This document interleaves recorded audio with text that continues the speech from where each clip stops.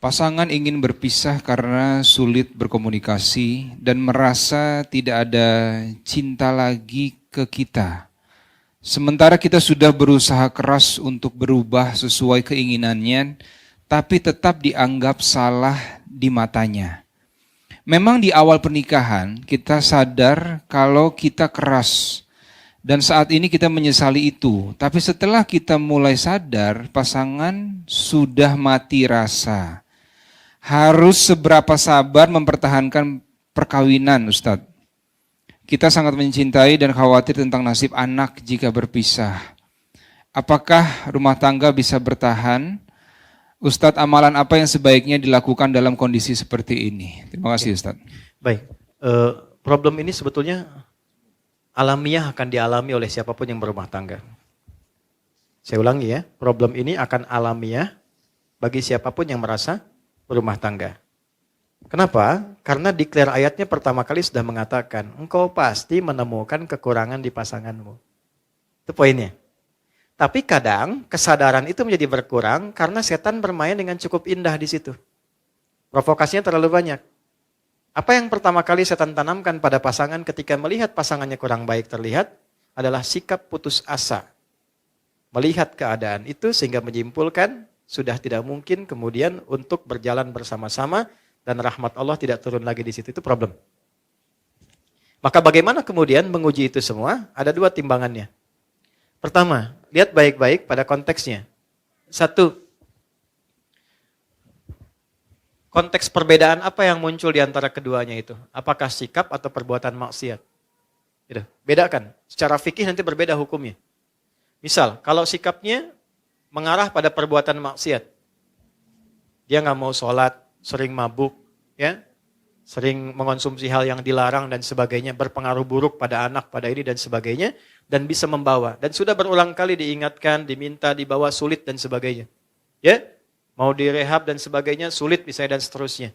Nah, sementara pengaruh-pengaruhnya tetap kuat dalam kehidupan keluarga dan bisa menjauhkan yang paling utama adalah ya dari ketaatan kepada Allah Subhanahu wa taala. Maka muncul skema nanti. Dan cara skemanya Quran surah keempat ayat 34 sampai 35. Puncaknya nanti di Quran surah ke-65-nya. Dengan namanya langsung. Ayat 34, ayat 35 memberikan jalan keluar. 1. Dari komunikasi fa'idhuhunna. 2. Wahjuruhunna fil madaji. Mengecek cintanya masih ada atau enggak. Pisah dulu. Dari pisah tempat tidur, pisah ruangan, sampai yang satu dulu ke rumah ibunya atau ke bapaknya. Untuk ngecek ada kepedulian enggak. Tanya enggak. Kan? Masih peduli enggak? Dan seterusnya. Enggak ada sama sekali, tetap larut dalam perbuatannya. Masuk yang kedua. Ayat 35. Fa in khiftum shiqaqa bainihima fab'athu hakaman min ahli wa hakaman min ahliha. Kalau enggak bisa sendirian menyelesaikan, maka cari ruang kepada pihak yang ketiga. Pertama paling dekat keluarga, wali dulu. Kalau enggak ketemu, yang disepakati oleh keduanya, yang dipercaya. Ustadz siapa, teman siapa, si fulan, yang memang pendapatnya bukan untuk dibagi, tapi memberikan kontribusi. Enggak ketemu di sini, masih belum berubah dari maksiatnya, naik ke sini puncaknya.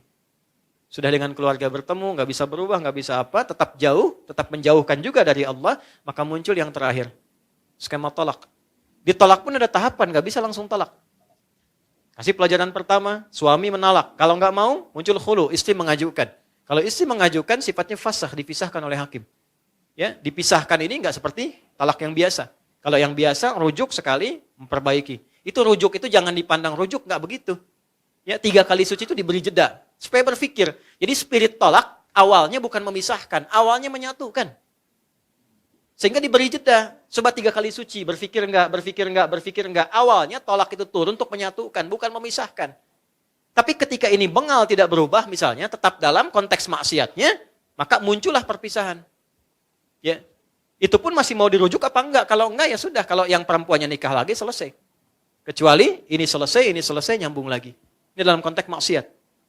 Tapi dalam konteks perilaku yang bukan maksiat. Misal, karakter. Keras. Ya kan?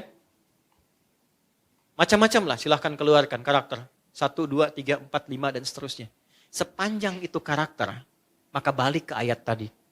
Aku pasangkan, kata Allah, dia dengan karakternya kepadamu, karena hanya engkau yang bisa mendulang pahala dari sifat kurangnya, untuk mengeluarkan sifat baikmu. Memang pahalanya ada di situ. Kan pengen surga, pengen baik, pengen mulia. Tapi bukan berarti terus-terusan begitu, bukan. Nanti ada jalannya. Ada jalannya. Maka yang pertama apa yang harus dilakukan? Satu, serahkan dulu kepada Allah dengan menerima. Ya Allah, terima kasih Engkau kirimkan dia untukku. Ya kan? Bukan yang lainnya. Untuk meningkatkan sisi-sisi positif yang mungkin aku bisa tampilkan dalam kehidupan. Satu poin. Dua, saya agak cepat. Minta sama Allah, doa. Ya Allah, Engkau kirimkan dia kepada aku bukan pada yang lain. Dan Engkau janjikan dalam keberpasangan ini untuk saling menyempurnakan. Mohon turunkan sifat kerasnya menjadi lemah lembut. Bagaimana cara melakukannya? Ya, gak usah di depannya. Kok keras amat sih? Kenapa harus begitu sih? Capek begitu. Bangun malam, sholat. Di sampingnya. Minta sama Allah. Habis sholat minta sama Allah. Jaharkan aja. Nangis-nangis gak apa-apa. Ya Allah, terima kasih Kau kirimkan suami kepada aku. Dia memberikan kebutuhanku, duniaku. Semua tercukupi baik untuk anak-anak sebagainya. Cuma mohon ya Allah. Engkau yang maha lembut. Lembutkan dia ya Allah. Sebagaimana ibuku bersikap lembut kepada aku. Ayahku gak pernah menyakitiku. Lembutkan dia ya Allah. Berikan kesabaran kepadaku untuk menerima ia menjadi lebih lembut dalam kebaikanmu. Mintakan. Hari pertama, hari kedua. Dan kalimat Qurannya jelas. Jangan pernah ada rasa putus asa untuk meminta. Gitu. Hari pertama, mungkin masih tidur. Hari kedua, mungkin dia dengar tapi masih tidur. Hari ketiga, mungkin dia bisa datang memeluk Anda dan minta maaf pada Anda. Ketika ada makhluk yang sulit ditaklukkan dengan makhluk lagi, minta kepada Khalik untuk melembutkan dan menaklukkannya. Itu sudah ditempuh atau belum? Ya kan? 3. Pelan-pelan. Datangi pasangan. Tapi bukan untuk mencari kekurangan. Minta maaf kepadanya. Satu aja lu. Dan gak usah gengsi. Aku minta maaf.